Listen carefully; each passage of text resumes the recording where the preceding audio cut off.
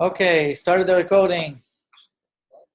Hi everybody, welcome back to another Android session. Who wants to start?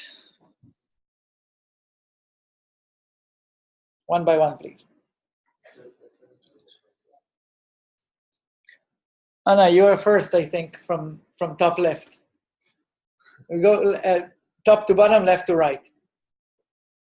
I'm not sure. Is that a good idea? You know, I'm thinking about. So we can start right to left. In Israel, it's right to left. It's like last couple of days I'm so frustrated that I'm thinking about changing the job to not be software developer anymore. So. Oh really? Yeah, you have a lot to say in the tech. Obviously, I'm joking, but yeah, the thing is that it's very frustrating. The bugs I'm heading, it's like they are not very obvious, and it's hard to debug the things, and then the configuration is a nightmare. So basically, nothing works. But yeah. So it's yeah. If you could if you do have any ProSieben, maybe a documentation how I should implement the player, that would be very, very useful, because I don't know what I'm doing. So there isn't anything written, but the knowledge is there. She's trying to configure the ProSieben player plugin in a new project that has not used this plug until now. Okay. So yeah, it's pretty tricky, but there is also support for legacy code, like content that's coming from CMS. Now we've added Atom support for videos and channels, but the new app needs to support these types of content, but also some other stuff. So it's a bit tricky. It would be good if I would know what am I doing. Is it actually a video or live or whatever? That would be very useful, because I don't know what I'm doing. Yes, yeah, we'll take it offline definitely, but yes, I see why it's tricky. Okay, so this is me. Okay. So it's us. Gil. Yes, so I removed Crossmates. Cool. It was, except for removing the module itself, it was, I think, 120 files to change or remove on the SDK, some on the Zapwood. SDK has gone through a diet. Yes, but the result is not so, like it's only half megabyte. Mm-hmm. But yes, I think that's it for my side to update. Okay. I don't have any updates. Okay, I don't have an update, but I have a few questions that maybe some of the respected forum here would know to answer. Specifically, maybe Javier, maybe these are things that you had a chance to deal with or to try to tackle. And I'm talking specifically about the problem that we currently have with debugging React Native code on the Android platform. So Pavel from my team raised two issues to me that he said at least one of them is something that you, Javier, might have already tried to work around or to fix. The first being that it's currently not possible to load local bundles and to debug them. Specifically, yes. This has this has to do specifically, for some reason, this has to do with React Native components in specific. I don't know why. It's a very, very weird issue, but I could debug our React Native apps, like our video playlist and our new feed. I could debug them no problem. But when I try to debug an RN component, which is what Powell's trying to do as well, it gives us a weird error saying that it cannot find some dev class. I don't know. It's the strangest issue I've ever seen. I tried every way to fix it, adding things to the ProGuard, disabling, minify false. I don't know. I can't figure it out. So I actually haven't fixed it.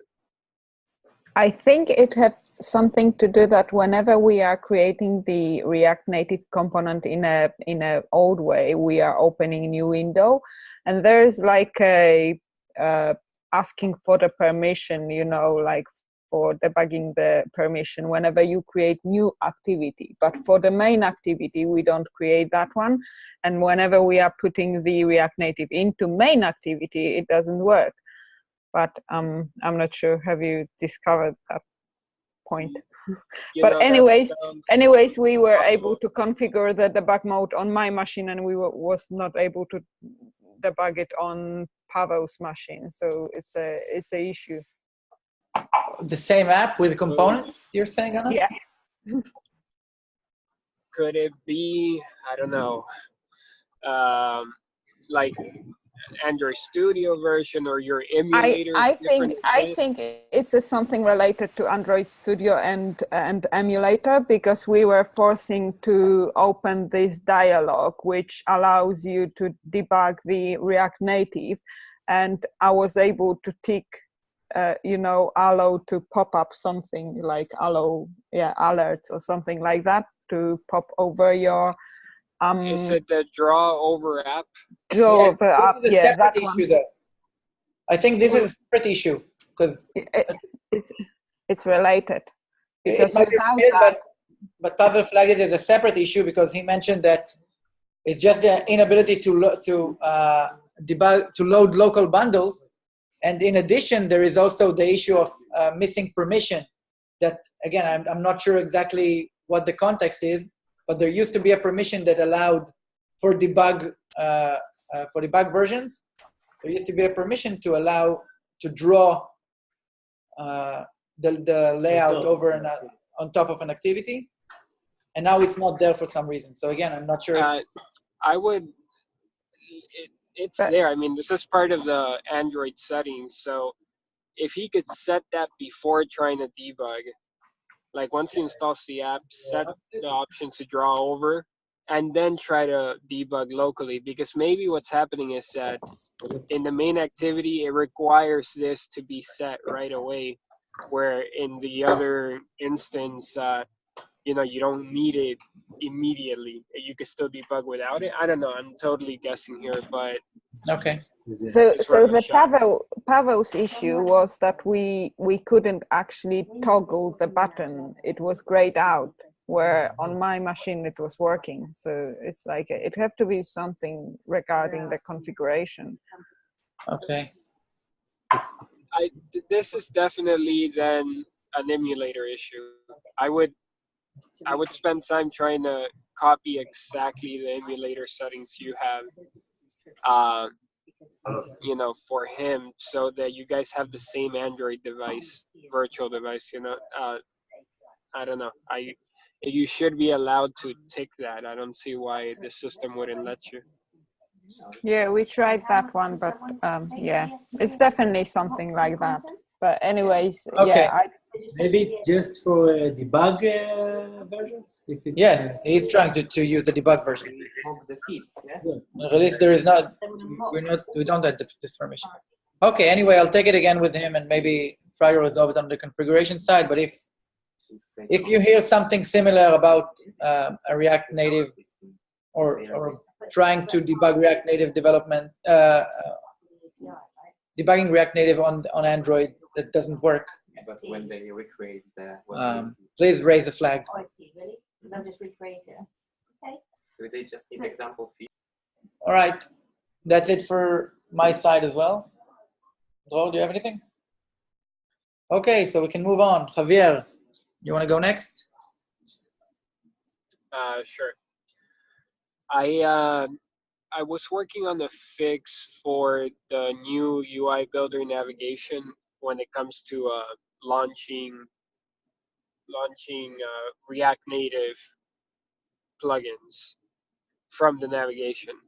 So what we would like to do essentially is from the UI Builder, go to navigation, and regardless if you're using a bottom tab bar or you're using a side menu, you should be able to add an item that's URL type, and that URL type should have your React Native URL scheme, and it should present it.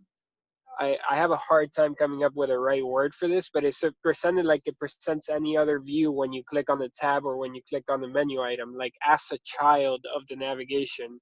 It puts it in the root, like it becomes a root fragment. I don't know if that's the correct way of saying it, but the problem we had is that it was launching it full screen every time, basically, and it was ignoring a field that is an option in the URL scheme called presentation.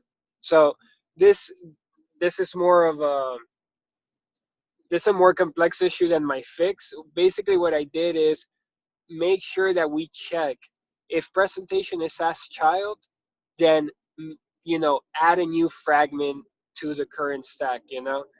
But if it's not as child, do whatever else you want. You want to push it onto the stack or you want to present it full screen, you could do that.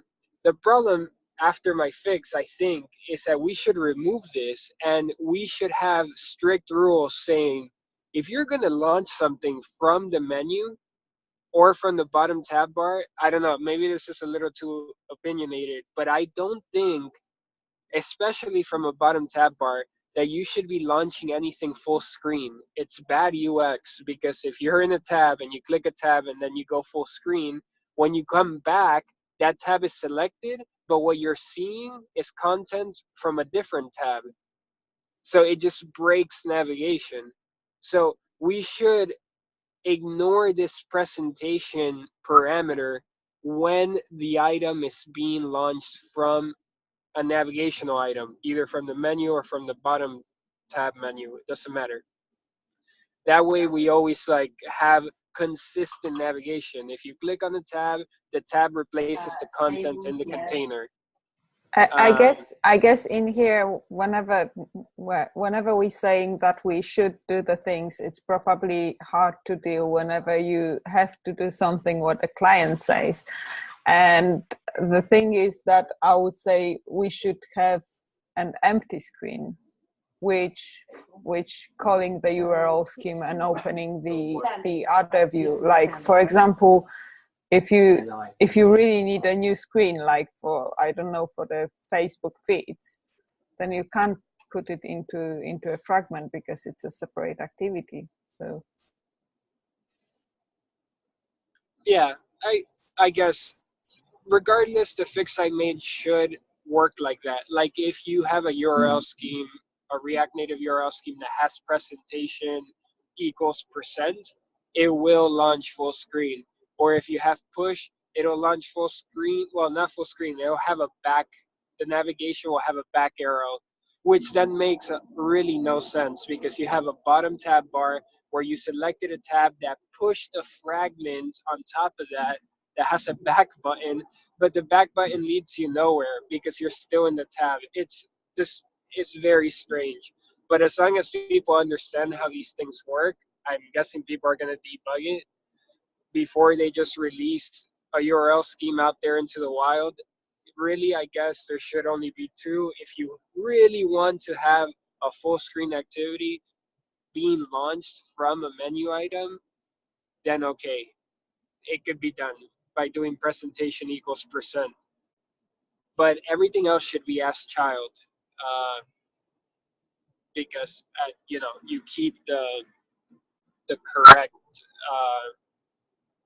I don't know, UX, navigational UX, I guess. But anyway, this changes in hasn't been merged yet. I'm gonna talk to Gil maybe after this call, and we'll see when we put it into the SDK.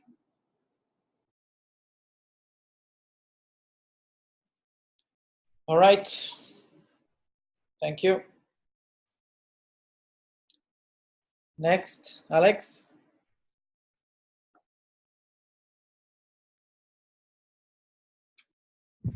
Hey guys. Hey. So basically, I was fixing bugs again and again. Next cycle, I'm still on the bugs duty. I don't think I had any interesting bugs, like just small things here and there. Really nothing remarkable. But we have a lot of bugs, so you know. Okay, that's a good summary. That's it on my side. I promise it'll be less once I get to the office. Okay. All right, Tariq. Yep. Hey. On my end, I have like two very small updates. I'm working now on the Urban push plugin. I'm fixing a small issue where if you send a regular push, like a non-custom push, you don't get the image to appear. So I'm fixing that. I already fixed it, but I need to create a pull request and and get it reviewed and merge it. Another thing I did, which is also in a pull request, is adding the ability to our debug dialog to specify if you want to load a local data source, and if you do, just do a checkbox and then specify where to load the data source from, and then you will able to give a debug version to any developer and give him the option to specify his local data source URL, and then he can debug the app and debug himself without the need of our help. So this is also in the pull request. I still didn't merge it, but I think I will tomorrow. It will be you will see a new field checkbox on the dialog debug dialog. So yeah, I think this is it for what I did this week. Okay, thanks. Mirav, do you have anything? No. Working on ProSiebel's UI builder app. Do the family will support right to left as well? Like which The noob? What is the family for the noob? The noob. Okay. Are you testing it also with right to left? No. Currently don't have right to left configuration. But the family should not support it, and try to understand. Because as I understand, the family should support right to left and left to right, no? When we originally created it, we supported only left to right. What are the guidelines from now? Honestly, I don't know. Every family needs to be created with right to left from out of the box. Yeah, I think yeah. If that's what's the problem to do it? If that's the only thing that matters, then yes. But I don't know about because it's like if we want it to be usable, we usable. Yeah, it's a good question. It's just a matter of if it's just a matter of updating all the right and left to start and end. Yeah. Basically, for every this should fix it. No, he's coming in with me because I have a call now. I don't want to worry about where he is. I'm always using start and end, but it doesn't start and ends there. You know it. What? Sorry? What? I'm saying I'm always using start and end in the layouts, but it doesn't, it's not only that, and you know it. The start is not the start. Basically, it should. Okay. Well, if it's sufficient, just using start and end, then it's right RTL. Yes, I think since we moved to API 17, we're supporting minimum 7. What is the minimum API? 17. Yeah. So yeah, it's like we're supporting layout directions. So we can use just start and end, and we don't need to use left and right. Yeah, but I'm trying to think if there's more to it than just setting it. Shouldn't be. We test it, padding and merging. So merging start, merging end, padding start, padding end. How do you test it? You set it up Yeah. in an I'm app? doing it right to left and left to right. Testing it. But how? I mean, I have if an you have XML. I have an XML, Atom XML, with content in English and Hebrew. I tested it with. but it's not just that. You need your app to be launched as right to left. Yeah, okay. Testing it like locally. Okay, so you can change it. Mm-hmm. And then QA part. A few apps. You just change the ISRTL flag.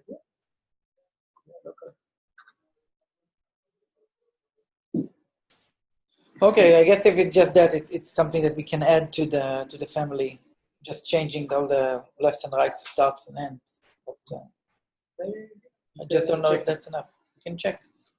Okay. But what will happen if you use RTL device and not RTL App?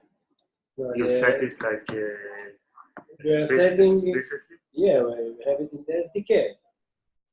Like even though I have an app that it's like configured right to left in Zap, so if I would change my device to English, it will be the same. It will be right to left. Not in all our apps because we have bugs like in the player. I can see now that in the player we have a bug that the stick bar is like starting from the end to the start, and not from the start to the end. So we have a few bugs related to the right to left. But okay, we need to fix it. Let's just try to use start and end and see what happens. Okay. So next, Juan. Hey, I was working in the Rake, trying to inject metadata to the manifest about the Android Tech Talk. The last Android Tech Talk that I was thinking about this client that wants a plugin. Analytics provider that needs data in the Android manifest. So I was working, sharpening my skills in Ruby. So then I finished, but to make it for general purpose, in case any other client needs to integrate CleverTab, I need to do some changes, something similar that Hani did with some Facebook data she needed in the manifest. So yeah, I'm thinking of doing like that. Yeah, that's pretty much it. Gil helped me with Javier and Ran. So thank you all. And yeah, that's pretty much it. Nice. Good job. Thank you. Okay. What we got left? Hani. Hey. Hey. So I don't know. I don't remember if I was talking about this in the previous Tech Talk, but we created an offline mode plugin that basically gets in the plugin configuration a URL scheme link, and then once the app turns offline, the URL scheme link will open. And also if you open the app currently from the second time that you open the app, you will see the URL scheme directly open. And that's it. Most of the week I was working on Clink plugin, and it's still work in process. I hopefully it will end soon. And that's it. That's me. Oh, and one more thing. In order to open the Clink, so in my case, we use the offline mode to open React Native plugin, React Native screen. So I also added the option to get. I saw something in the code that once you download the bundle, the React Native bundle, we are caching, we are saving it to the store it, but then we never use it. So I added the option to get to once you're offline. So the logic will be first go to try to get the bundle from remote, and if you fail, try to see if you have it already cached. Is it really like that? I thought the basic implementation was that we are downloading the bundle and we are using it and just checking the version. Whenever the version is different, then we are re-downloading. Yeah, this is what we do in iOS, not in Android. That's very odd, because I'm using React Native, and when I'm loading the app very first time, it's loading the bundle. So basically, the React Native components are loading quite long. Mm-hmm. And then the second time I'm opening it straight away. So I think it's not the case. So we have this logic in the React Native, not in our code. So I can show you it later. The interesting thing happens when you're offline, and then it doesn't try to get it from it. So I guess this logic has happened on the React side, not in our native code. So in our side, we just store it. We just save it to, Okay, gotcha. Okay, I thought about Java. And I think that the caching happens from the client, the HTTP client. That's why you see it quickly. Okay. Yeah. From HTTP client. Okay, gotcha. All right. Anything else, guys? Okay, I guess not. So this, again, will be uploaded today to YouTube for anyone who missed it. And thanks, everyone. Have a good day, morning, evening, whatever. Thank you. Bye. Thanks, guys.